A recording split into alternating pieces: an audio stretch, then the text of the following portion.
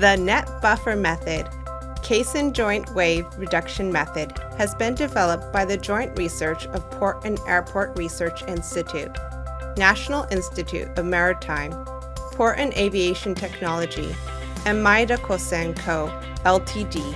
to effectively reduce caisson joint waves that cause internal erosion and collapse behind seawalls and quaywalls.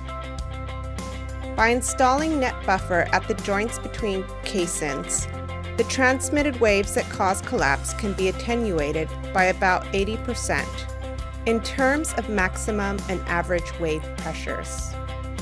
By reducing the external force, the net buffer method can prolong service life and reduce the risk of caisson collapsing. Let us see the construction in the actual site. On the spot of the joint where the collapse is occurring, excavate the superstructure by continuous core drilling. Next, clean the joints.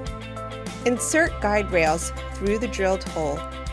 Insert the 20 meters of net buffer material through the guide rails so that the net buffer material will be placed and fixed as sewn by the guide rails. The work can be done only with one crane truck and a few people. The net buffer method makes it possible to significantly reduce costs compared to large-scale construction with excavation of the hinterland. From the bottom, in the water, the net buffer material is gradually clogged between the caissons. The height of the caisson, including the superstructure, is 15 meters.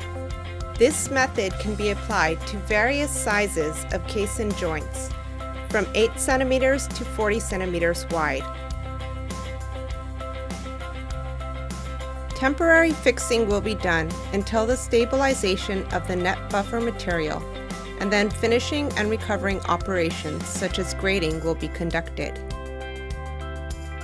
In the follow-up survey at the actual site where this method was applied, the effect of reducing the caisson joint wave pressures has been maintained at a high level of 80% or more, even after the surrounding conditions changed.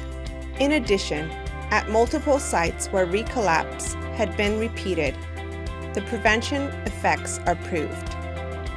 This method eliminates a large-scale construction such as digging up to replace damaged sand protection boards and enables significant cost reductions. This technology can be applied to the deteriorated seawalls and quaywalls worldwide, and it has an 80% or more reduction effect of caisson joint wave pressures and gains a collapse control effect.